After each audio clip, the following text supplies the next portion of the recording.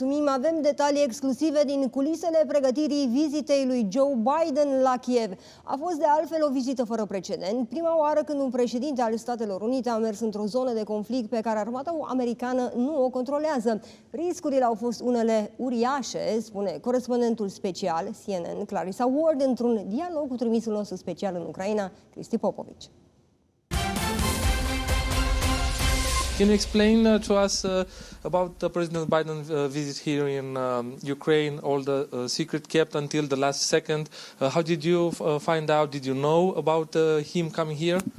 There's been a lot of speculation as to whether President Biden would come to visit Ukraine, especially approaching the year anniversary. We knew that he was planning to travel to Poland. And then there started to be a few clues. The hotel sent out a notification that there were going to be added security measures in the area, that there wouldn't be any traffic allowed. And then on the morning, we were told we were not allowed to do live shots from the room. We were asked repeatedly by soldiers who came and knocked on the door telling us to stand back from this balcony, to close the windows, not to stand at the windows. And at that point, I think it became very clear that there was probably some kind of a very senior delegation visiting here in the Capitol. There had also been reports leaked on social media of this massive motorcade.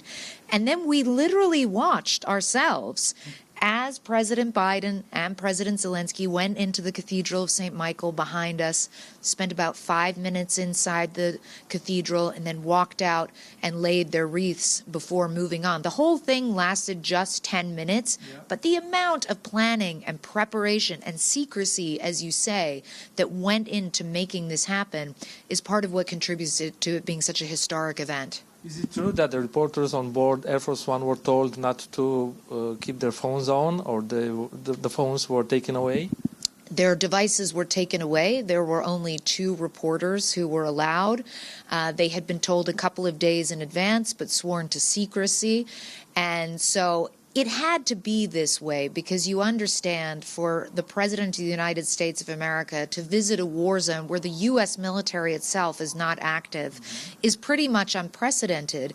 And the risk factor that comes with having that long 10-hour train journey from Poland, there's no quick and easy escape route if things had gone wrong. So there was an element of risk. The White House understood that risk, but they also understood how powerful and potent and symbolic the message would be of visiting despite that risk. Okay. What do ordinary Americans know about this war, and how much do they care how it ends? Is it a topic of interest back in the States?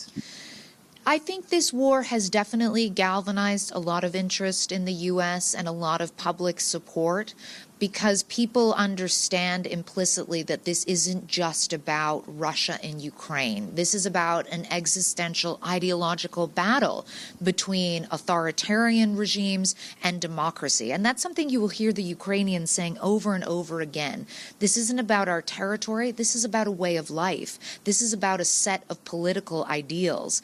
Americans are very devoted to the idea of freedom. It's at the very core of our Constitution. And so I think it's fair to say that they've been incredibly inspired by the bravery of Ukrainians who have given so much to meet this moment and try to protect their freedom.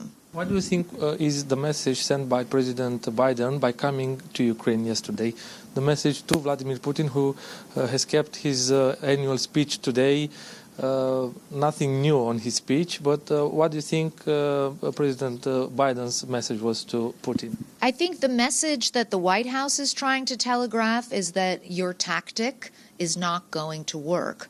We are in this for the long haul. We are in this for as long as it takes. We are going to support Ukraine, and we're going to do whatever is possible within our power to ensure that they win and that Russia has to deal with a strategic defeat.